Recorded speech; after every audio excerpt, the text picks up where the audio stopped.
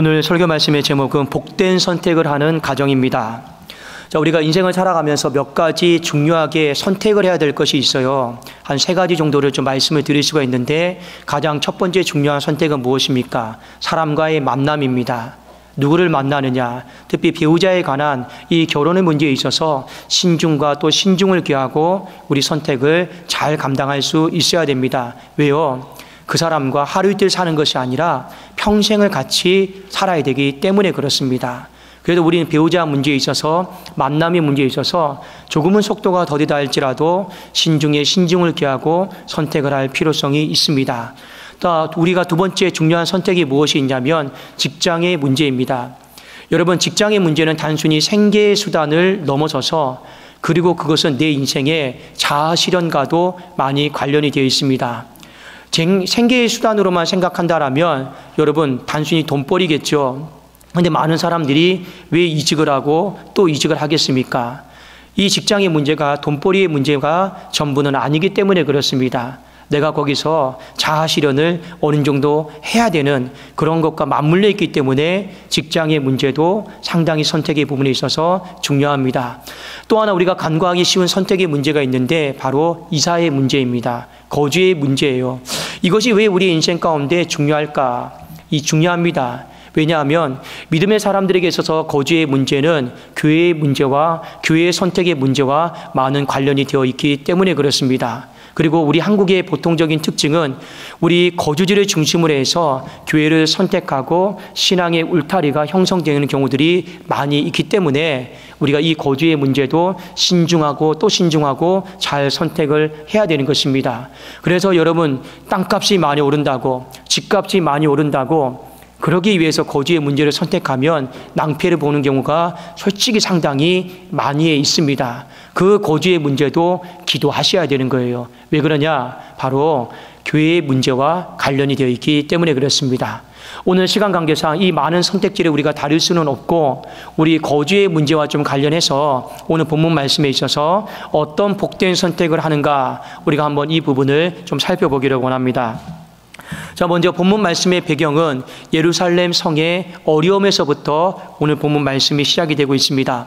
이스라엘 백성들이 바벨론 포로 생활 70년을 마치고 예루살렘 성으로 돌아왔는데 참 그 성이 황폐해 있습니다. 많이 무너졌습니다. 자, 그런데 이 지도자들이 책임의식을 갖고 먼저 예루살렘 성에 살았어요. 그런데 이제 어느 정도 시간이 지나다 보니까 힘에 겨운 겁니다. 일손이 부족해요. 왜 그러냐? 그들의 인생 가운데 하나님이 시키신 일이 있거든요. 예루살렘 성벽을 재건하는 것이었습니다. 자, 예루살렘 성벽은 재건하는데 이건 선택지가 없었어요. 재건하지 않으면 계속 외적들이요, 주변에 있는 사람들이 쳐들어와요. 그래서 그 성벽은 어떤 이유로든 간에 빠른 시간 안에 재건을 해야만 했습니다. 또 재건을 했고, 재건을 하는 와중에 이것이 끝이 아니었어요. 밤에 자꾸만 쳐들어오는 거예요. 밤에 자꾸만 공격하는 거예요. 그래서 누군가는 잠을 자지 않고 그 성벽을 파수하고 지키는 이 방위의 책임의 역할을 감당해야만 했습니다. 근데 문제가 있습니다. 그 예루살렘 성 안에 살고 있는 사람들이 너무나도 적어요. 결국에는 누군가 사람을 이 예루살렘 성 안으로 데리고 와야 됩니다. 여러분, 그런데 사람이 하늘에서 뚝 떨어지는 건 아니잖아요. 그래서 그 당시에 느헤미야 총독이 취했던 정책이 무엇이냐? 다른 곳에 있는 사람을 이곳으로 강제적으로 이주시키는 정책을 취했습니다. 그래서 오늘 말씀에 보면 다른 지역에 살고 있는 사람 중에서 제비를 뽑아서 10분의 1만 강제적으로 예루살렘 성으로 이사시키는 장면을 볼 수가 있습니다. 느헤미야 11장 1절에 보면 백성의 지도자들은 예루살렘에 거주하였고 이미 살고 있었습니다. 그 남은 백성은 제비 뽑아서 10분의 1은 거룩한 성 예루살렘에서 거주하게 하고 그 10분의 9는 다른 성읍에 거주하게 하였으며, 이렇게 되어 있습니다. 자, 그런데 이 정책이 누가 보더라도 불리했어요. 손해가 될 수밖에 없는 그런 정책이었습니다. 왜요? 여러 가지 조건이 불리했기 때문에 그렇습니다. 자, 제비를 뽑아서 이주해 가는데 그럼에도 불구하고 이 불리한 조건, 손해, 이것이 있음에도 불구하고 이사간 사람들이 한결같이 했던 말이 무엇이냐면 감사합니다. 자원하는 마음으로 우리가 이사하겠습니다. 이런 고백을 오늘 했습니다. 이게 여러분 기적 아니겠습니까? 11장 2절 같이 한번 우리 읽어보도록 하겠습니다. 시작. 예루살렘에 거주하기를 자원하는 모든 자를 위하여 백성들이 복을 빌었느니라. 아멘. 어쨌든 간에 제비를 뽑혀서 강제적으로 이사를 하지만 그 강제적으로 이사하는 사람들이 감사합니다. 하나님 찬양합니다. 자원하는 마음으로 우리가 이사하겠습니다라고 고백을 했습니다. 이들이 이렇게 했던 이유가 있어요. 하나님의 뜻이었기 때문에 움직인 게 아닙니다. 실제로 우리는 하나님의 뜻인 줄 알고 있음에도 불구하고 요나처럼 도망쳐버리는 사람들이 얼마나 많이 있는지 모릅니다. 실제로 그렇잖아요. 하나님이 요나에게 니느웨 성으로 가라고 했습니다. 근데 내 감정이 허락하지 않아요. 내 마음이 불편해요. 하나님의 뜻임에도 불구하고 오히려 거꾸로 우리는요, 도망쳐버리고 숨어버리는 인생들이 얼마나 많이 있는지 모릅니다. 인생이 여러분 하나님의 뜻이냐 아니냐 아는 것도 중요한데 실제로 목양을 하다 보면 하나님의 뜻이라 할지라도 내가 순종할 마음이 없으면 그 뜻은요 성취되어지지 않는 경우들이 굉장히 많이 있습니다. 그래서 여러분 오늘 말씀해 보니 하나님의 뜻이었기 때문에 그들이 이상한 게 아니에요. 그들의 마음속에 나름대로 기준이 있었어요. 신앙인의 기준과 각오가 있었는데 그것 때문에 그들이 이사하면서 자원하는 마음으로 기쁜 마음으로 이사했다라고 하는 것을 우리가 먼저 아실 필요가 있습니다. 자, 그 기준과 그 각오가 무엇인지 제가 한 두 가지로 잠깐 말씀을 드리겠습니다. 자, 그것을 말씀드리기 전에 한 가지 좀 오해가 없었으면 좋겠습니다. 아니 그럼 목사님 처음부터 제비 뽑지 말고 자원하는 사람들 다 모으면 되지 않겠습니까? 왜 굳이 제비 뽑아서 이런 불필요한 시간들을 낭비합니까? 여러분 그렇게 할 수가 없었어요. 왜 그러느냐? 느헤미야는 예루살렘 성만 생각하는 사람이 아니에요. 여러분 이스라엘 나라 전체를 생각해야 되는 사람이에요. 담임 목사도 마찬가지입니다. 부서의 담당 교육자는 유치부만 생각하면 돼요. 유초등부만 생각하고 중고등부만 생각하면 돼요. 근데 담임 목사는요 교회 전체를 생각해야 되는 거예요. 그 속에서 결정을 해야 되는 것입니다. 이게 쉽지가 않아요. 느헤미야도 총독 아니겠습니까? 그러니 객관성이 있어야 되죠. 누군 여러분 오게 하고 누군 오지 말게 하고 누군 나랑 마음이 맞으니까 누구는 나랑 마음이 맞지 않으니까 와도 되고 안 와도 되고 그렇게 할 수가 없어요. 객관성이 담보돼야 되는 거예요. 그리고 다 와버리면 어떡합니까? 나머지 여러분 지방은 나머지 도시는 누가 또 지킵니까? 그래서 어쩔 수 없이 제비뽑기를 할 수밖에 없었습니다. 그런데 중요한 것은 불리한 상황이었음에도 불구하고 많은 사람들이 손해를 감수하고 나서라도 자원하는 마음으로 동참했다라는 겁니다. 그들이 가졌던 첫 번째 기준이 무엇이냐? 하나님 중심적인 선택이었어요. 여러분 하나님 중심적인 선택이다라고 하면 뭔가 두루뭉실하죠. 막연하죠. 하나님 눈에 안 보이시니까. 조금만 더 구체적으로 말씀드리겠습니다. 하나님 중심적인 선택은 말씀 중심적인 선택입니다. 왜 그렇게밖에 우리가 할 수 없느냐? 그게 공식이니까요. 요한복음 1장에 보면 하나님이 계셨습니다. 근데 그 하나님을 로고스, 말씀이라고 합니다. 말씀이 육신이 되어 우리 가운데 거하심에, 말씀이 거하는 걸 하나님이 거하심과 동일하다라고 성경은 이야기하고 있습니다. 그래서 하나님 중심적인 신앙은 곧 말씀 중심적인 신앙과 동일한 의미로 성경은 사용을 하고 있습니다. 자, 이스라엘 백성들이 지금은 좀 달라요.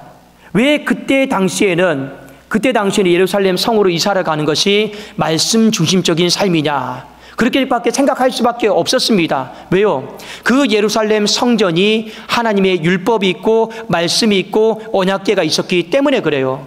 그래서 물리적으로 공간적으로 가까이 나가는 것을 그들은 말씀 중심적으로 가까이 나간다, 하나님 중심적으로 가까이 나간다라고 그들은 생각을 했습니다. 그게 기준이었어요. 자, 이것은 하루아침에 떨어진 기준이 아니었습니다. 하나님이 이사야 선지자를 통해서 주신 기준이 있었어요. 제가 한번 읽어드릴게요. 이사야서 2장 3절입니다. 많은 백성이 가며 이르기를 오라 우리가 여호와의 산에 오르며 야곱의 하나님의 전에 이르자. 그가 그의 길을 우리에게 가르치실 것이라. 우리가 그 길로 행하리라 하리니 이는 율법이 시온에서부터 나올 것이요 여호와의 말씀이 예루살렘에서부터 나올 것입니다. 보세요. 많은 사람들에게 초청하고 있어요. 우리가 하나님의 전으로 가까이 갑시다. 우리가 여호와의 전으로 가까이 갑시다. 왜 가까이 가야 되느냐? 거기에는 하나님의 율법이 있고 거기에는 하나님의 말씀이 있기 때문에 우리가 여호와의 전으로 가까이 또 가까이 나가야 됩니다. 이 고백을 하고 있어요. 자, 여기 말씀에 보면 이는 율법이 시온에서 나오고 주의 말씀은 예루살렘에부터 나온다. 이 똑같은 말입니다. 시온이다라고 하는 건 산이에요. 근데 이 시온산 위에 뭐가 있냐면 예루살렘 성전이 있어요. 그래서 훗날에는 시온산과 예루살렘 성전을 동일한 의미로 보고 있습니다. 그래서 오늘 주의 율법이 시온에부터 나온다. 그 뜻으로 사용이 되고 있고 더 정확하게 말하면 여호와의 말씀은 예루살렘에부터 나온다. 이렇게 사용을 하고 있습니다. 자, 그런데 이스라엘 백성들이 이 말씀을 붙잡았습니다. 자, 이 말씀은 포로로 끌려가기 직전에 이사야 선지자에게 주신 말씀이고 그리고 이스라엘 백성들이 70년 동안 바벨론으로부터 포로 생활을 하고 돌아왔어요. 여러분 거의 100년이 넘은 시간입니다. 돌아왔는데 그 믿음의 사람들에게 이 말씀을 붙잡은 사람들이 있었다라는 거예요. 어떻게요? 맞다. 하나님의 말씀은 예루살렘으로부터 나온다. 그리고 그 말씀을 붙들며 오는 말씀에 뭐라 되어 있습니까? 그의 길을 하나님의 뜻과 계획을 소망을 우리에게 가르쳐 주실 것이다. 그게 소망이었어요. 말씀을 성경적으로 지식적으로 머리에 채우는 것이 아니라 하나님의 말씀을 붙들면 그 말씀을 가까이 하면 하나님이 그의 길을 당신의 백성들에게 가르쳐 주실 것이다. 시편에 있는 말씀처럼 주의 말씀은 내 발의 등이고 내 길의 빛이다. 이 말씀이 우리의 삶에 이루어질 것이다 하는 것을 그들은 붙잡고 믿었다라는 거예요. 그래서 예루살렘 성으로 가까이 한 걸음 한 걸음 더 나아가기를 원했다라는 것입니다. 여러분, 오늘날 이 말씀은 어떻게 우리가 적용을 할 수 있을까요? 우리는 세상 한복판에 살고 있습니다. 우리는 세상 한복판에서 말씀을 듣고 살지 않아요. 우리는 세상의 가치관 따라가야 되고 세상이 하는 세상의 처세술, 세상의 요령들 그거 많이 배우고 따라가야 됩니다. 그래도 옛날에는요, 성공하는 사람들의 습관도 배워야 되고 부자가 되려면 인정을 받으려면 나름대로 세상이 말하는 어떤 지혜, 지식들을 많이 습득을 해야 돼요. 그게 우리가 세상을 살아가는 기준입니다. 그런데 이 세상의 한복판에서 하나님이 뭐라고 말씀하셨느냐? 마태복음 6장 33절에 보면 이렇게 말씀하셨습니다. 너희는 먼저 그의 나라와 그의 의를 구하라. 그리하면 이 모든 것을 너희에게 더하신다. 이것이 우리가 이 세상을 살아가면서 하나님 중심적으로, 말씀 중심적으로 살아가는 거예요. 제가 아까 서두에 말씀을 드렸죠. 하나님 중심적으로 살아가는 거 구체화시켜야 됩니다. 말씀 중심적으로 살아가는 거예요. 그럼 말씀 중심적으로 살아가는 것을 더 구체화시켜야 됩니다. 어떻게 구체화시켜야 되느냐? 먼저 그의 나라와 그의 의를 구하는 것이 말씀 중심적으로 살아가는 삶이다라는 거죠. 왜요? 이 세상의 한복판에서는요, 우리가 먼저 생각되고 먼저 우리의 마음이 쏟아지는 것이 있어요. 먹을 거, 입을 거, 마실 거, 물질 문제, 명예 문제, 돈 문제, 자녀 문제. 우리는 어쩔 수 없이 여기에 다 집중하게 되어 있습니다. 그런데 하나님은 뭐라 말씀하셨습니까? 먼저 말씀 중심적으로 살아라. 말씀 중심적으로 하나님의 나라와 하나님의 의를 구하면서 살아야 된다라고 하는 것을 말씀해 주고 있는 거예요. 누구에게요? 가정들에게. 그래도 여러분, 이 이스라엘 백성들의 한 가지의 첫 번째 선택점을 잘 보시라라는 거예요. 그들의 마음의 인생에 기준이 있었습니다. 기준. 그 기준이 나는 하나님 중심적으로 살고 선택하겠다. 말씀 중심적으로 살고 선택하겠다. 더 나아가서 먼저 그의 나라와 그의 의를 구하면서 나는 어떠한 일이 있어도 선택하며 나는 기준으로 삼고 결정하겠다. 그런 마음을 가지고 이스라엘 백성들이요, 가정에 이사를 한 것입니다. 하나님의 뜻이었어요? 아닙니다. 기준이 있었어요. 여러분, 그 기준이, 말씀 중심적인 기준이, 먼저 그의 나라와 그의 의를 구하는 그 기준이 여러분의 가정 가운데 삼아지기를 주님의 이름으로 축원합니다. 기준 잘 삼으셔야 돼요. 그래야지 여러분의 가정이 흐트러지지 않고 질서정연하게 품위 있게 나갈 수 있으니까요. 두 번째, 이들의 삶 속에 기준이자 각오가 있었어요. 그것은 무엇이냐? 바로 교회의 중심적인 선택이었습니다. 여러분, 그 당시에는 성전이 하나밖에 없었습니다. 예루살렘 성전이 하나밖에 없어서 그 성전으로 가까이 나가는 것이 여러분 나름대로 기준이었어요. 오늘날은 성전이다라고 하는 말을 쓰지는 않습니다. 공식적으로. 대신에 교회다라고 하는 말을 쓰고 있습니다. 그래서 성전 중심적인 삶, 교회 중심적인 삶이다라고 우리가 말을 할 수가 있는데, 그렇다면 여러분의 인생 가운데 교회 중심적인 삶이 도대체 뭐냐라는 거예요. 그것을 우리가 성경적으로 신학적으로 한번 정립할 필요가 있습니다.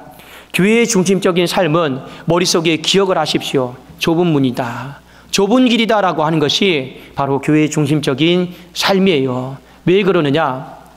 오늘 이들이 교회 중심적인 삶으로, 성전 중심적인 삶으로 이사를 하는데 그들이 2배의 고생을 해야 돼요. 내 집도 세워야 되고, 동시에 뭐도 해야 됩니까? 성벽 재건도 하고, 파수꾼의 역할도 하고, 방위의 책임도 다 해야 됩니다. 다른 곳에 있는 사람은 2배의 역할을 할 필요가 없어요. 내 집만 세우면 되는 겁니다. 그런데 오늘 예루살렘 성 안으로 가까이 이사간 사람은요, 2배의 수고를 감당할 수밖에 없어요. 그런데 그들의 마음 가운데 2배의 수고를 감당해야 된다는 거 알고 간 겁니까? 모르고 간 겁니까? 알고 간 거예요. 모르고 간 것이 아니다라는 거예요. 각오를 하고 갔다라고 하는 것을 아실 필요가 있습니다. 저도 여기 옆에 바로 사택이 있습니다. 우리 갈리사님도 사택에 살고 있고, 우리 부교육자 중에 일부도 사택에 살고 있습니다. 각오하고 오셔야 되는 거예요. 내가 교회와 집이 가깝기 때문에 내가 조금 더 늦게 일어나고, 내가 조금 수월하고 교통비 들지 않고, 이런 쪽으로 여러분 가까움을 생각하시면 안 되는 거예요. 더 내가 2배의 수고를 감당하고 2배의 시간을 내가 쏟아붓겠다라고 하는 그 마음으로요, 교회의 중심적인 삶을 살아야 되는 거예요. 그래서 여러분, 눈이 오면 어떻게 해야 됩니까? 교회의 가장 근처에 살고 있는 사람이요, 무조건 나와야 되는 거예요. 내 집 앞마당, 교회 앞마당 다 치우는 게 맞아요. 비가 와서 교회에 물 새면 어떻게 해야 됩니까? 여러분, 그냥 정말 팔다리 다 걷고요, 이 바가지 들고요, 같이 물 퍼내셔야 되는 거예요. 누가 해야 되는 거예요? 교회 중심적으로, 교회 근처에 사는 사람이요, 해야 되는 거예요. 물론 여러분, 멀면 눈이 와도, 멀면 여러분 비가 와도 그런 걱정하실 필요가 없겠죠. 제가 예를 들어서 샘플로 말씀을 드리는 겁니다. 그만큼 교회 중심적으로 살아간다라고 하는 건 오히려 더 많이 수고하고 더 2배로 애쓰고 헌신하는 삶이 교회 중심적으로 살아가는 삶이다라는 거예요. 이게 미신적인 삶을 얘기하는 것이 아니에요. 우리가 2배의 수고를 감당해야 되는 것을 이야기를 하는 것입니다. 제가 가끔씩 저녁마다 이렇게 산책을 하면서 집사람과 이런저런 이야기를 많이들 하고 있습니다. 산책을 하다 보면 서로가 다 힘들어요. 저도 힘든 이야기를 하고 있고, 집사람도 집사람 나름대로 교회 일에 대해서 어렵고 힘든 점들에 대해서 이야기를 합니다. 근데 마지막 결론은 뭐냐? 항상 결론은 똑같습니다. 우리 더 수고하자, 더 애쓰고 더 결단하자, 우리 더 불평하지 말자, 우리도 원망하지 말고 더 2배의 수고를 감당하자. 늘 산책할 때마다 힘들게 시작했다가 집 근처로 왔을 때는요, 더 애쓰고 수고하자. 이게 결론입니다. 집사람과 제가 한 가지 약속을 한 게 있어요. 물론 저도 담임으로 섬기고 있지만 그래도 마음에는 평신도의 마음으로 일하자. 담임으로 섬기고 있지만 중직자의 마음을 갖고 일하자. 그게 집사람과 저와의 약속입니다. 근데 솔직히 버거워요. 힘든 점들이 되게 많이 있습니다. 어제도 밤에요, 거의 내일 주일 예배 준비하느라 교회에서 12시에 퇴근을 했어요. 집에 빨리 들어가고 싶죠. 또 집에 들어가면 또 딸은 내일 방송을 위해서 또 방송 그 오탈자가 있는지 점검하고 있고요. 딸이 저를 기다리고 있어요. 왜요? 아빠, 틀렸는지 맞는지 한 번 더 봐줘. 딸은 그때까지 12시까지 잠 못 자요. 저희 가정 솔직히 그렇게 보내고 있습니다. 어려운 것도 많이 있습니다. 근데 하나님 앞에 불평하거나 원망하거나 그러지 말고 우리 좁은 문 좁은 길이라 생각하고 2배의 수고와 마음으로 하나님 앞에 드리자. 그렇게 했던 계기가 있습니다. 3년 전에 저희 장인께서 비 오는 날 이 계단에서 구르셨어요. 그리고요, 이 앞에 뇌가 전부 다 함몰이 되었습니다. 한 달 동안 인하대 병원에서 의식불명의 상태로 눈을 뜨지 못하고 있으셨어요. 그때 계속 예배드리고 기도하고 하면서 하나님 앞에 다짐했던 것이 있습니다. 그것이 무엇이냐? 눈만 뜨게 해주신다라면. 솔직히 의사가 이런 얘기 해줬어요. 100% 몸에 마비 옵니다. 전신 마비입니다. 왜냐하면 이미 물리적으로도요, 뇌가 다 함몰이 되어버렸어요. 그러니까 마비가 와도 괜찮으니 눈만 뜨게 해달라고 했습니다. 그거 놓고 얼마나 울고 얼마나 기도하고 예배드리는지 몰라요. 눈만 뜨게 해주신다라면. 그런데 한 달이 지났을 때 기적처럼 눈을 뜨셨어요. 그리고 그 이후에 정말 기적처럼 몸에 마비가 안 왔어요. 그리고 지금 건강하게 힐체 없이 신앙생활을 하고 있습니다. 그리고 제가 집사람에게 이것을 항상 상기시킵니다. 뭐라고요? 우리는 하나님 앞에 은혜 받을, 우리는 하나님 앞에 가정에 대해서 나의 집이든 당신의 집이든 우리의 집이든 우리는 우리 힘과 능력으로 어찌할 수 있는 것은 없다. 우리는 하나님의 집에 집중하자. 하나님의 집에 더 2배로 집중하면서 나의 집이든 당신의 집이든 우리 집이든 하나님께서 책임져 주시기를 우리는 하나님 앞에 구하고 기도하자. 그렇게 하면서 매일을 산책하면서 그 이야기를 나눠요. 그리고 돌아올 때가 굉장히 많이 있습니다. 때로는 그런데 버거워요. 솔직히 힘들어요. 지칠 때도 굉장히 많이 있습니다. 그럼에도 불구하고 하나님 앞에 한 가지 소망을 갖는 것이 무엇이냐? 이 수고는 헛되지 않는다라는 거예요. 고린도전서 15장 58절 말씀 기억하십니까? 그러므로 내 사랑하는 형제들아, 견실하고 흔들리지 말고 항상 주의 일에 더욱 힘쓰는 자들이 되라. 이런 너희 수고가 주 안에서 헛되지 않은 줄을 알미니라. 우리 모든 사람들이 교회 중심적으로 살아가면서 좁은 문 좁은 길이다라고 말할 수 있는 사람들이 많아지고 수고하고 애쓰면 지금은 다 버겁고 지금은 조금은 어려울 수 있겠지만 그러나 시간이 지나면 하나님이 이 수고를 헛되지 않게 하셔서 반드시 의의 열매로 이 황폐한 땅이 축복의 땅으로 바뀌게 하시는 하나님의 은혜를 경험하게 하실 줄로 믿습니다. 우리는 그거 소망하고 우리는 교회 중심적으로 살아가고 그 마음을 각오하고 있는 것이죠. 여러분 시편 1편에 보면 악인과 의인이 나옵니다. 이 사람들이 인생을 살아가면서 2가지 선택을 해요. 자, 의인은 어떤 선택을 하느냐? 딱 한 가지 선택을 합니다. 시냇가를 찾아요. 말씀이 있는 시냇가를 찾습니다. 그리고 그곳에서 사시사철 주야로 묵상하면서 뿌리 내리고 있습니다. 다른 선택지가 없어요. 그러나 의인은 어떻습니까? 세상 사람들의 말에 굉장히 귀를 기울여요. 여기도 갔다가 저기도 갔다가 또 여기도 갔다가 저기도 갔다가 합니다. 이유는 무엇입니까? 이득이 되는 곳에 움직이는 거예요. 그래서 여러분 시편 1편을 한번 오늘 집에 가서들 읽어보세요. 의인은 굉장히 정적입니다. 의인은 굉장히 정적이에요. 그런데 악인은 굉장히 동적입니다. 여기 갔다가 저기 갔다가 앉았다가 일어났다가. 왜 그래요? 이득을 따라서 이해관계에 따라서 움직이는 것이 굉장히 많이 있고 의인은 그런 것과 상관없이 오직 말씀 중심적으로 내가 움직이겠다. 근데 결론은 어떻게 됩니까? 인생을 놓고 봤을 때 의인은 뿌리를 내려서 열매를 맺어요. 악인은 이득을 따라서 내가 많은 곳에 왔다 갔다 하고 일을 한 것 같은데 결론은 바람에 나는 것처럼 다 날아가 버려요. 인생에 아무런 열매가 없더라라는 겁니다. 우리의 인생의 선택에 대해서 하나님이 경고하시고 말씀하는 것 아니겠냐라는 거예요. 저와 여러분이 복된 가정이 되기를 주의 이름으로 축원합니다. 여러분, 복된 선택을 해야지 복된 축복이 임하는 거지. 복된 선택도 하지 않으면서 우리의 인생 가운데 어떻게 복된 축복이 임하기를 원하겠냐라는 거예요. 근데 오늘 분명히 보니 복된 선택을 하니 하나님도 인정해 주시고 그것을 바라보는 모든 성도들이 하나님 앞에 복을 빌어 주었습니다. 오늘 온세대 연합예배를 통해서 이 가정주의를 통해서 우리 같은 마음을 좀 가졌으면 좋겠어요. 마지막으로 우리 성도님께 말씀드리는 건 이사를 함에 있어서 가족끼리 나뉘어지지 않았다라는 겁니다. 왜 아빠 거기에 가서 그것 뽑아왔냐고 이렇게 말했던 부인이나 그렇게 말했던 자녀들이 한 사람도 없었습니다. 같은 마음으로 복된 선택에 동참했다라는 겁니다. 같은 마음으로. 어떤 마음으로요? 그래도 말씀 중심적으로 해야죠. 그래도 하나님 중심적으로 선택해야죠. 그거 육적인 선택 아닙니다. 기준이 있었어요. 그래도 힘들어도 교회 중심적으로 선택하셔야죠. 그것이 우리의 인생의 만남과 직장과 그리고 우리의 거주지의 문제 가운데 기준과 각오로 임하기를 주의 이름으로 축원합니다. 그 선택 속에서 하나님이 복된 축복을 부어주시기를 주님의 이름으로 축원합니다. 기도하겠습니다.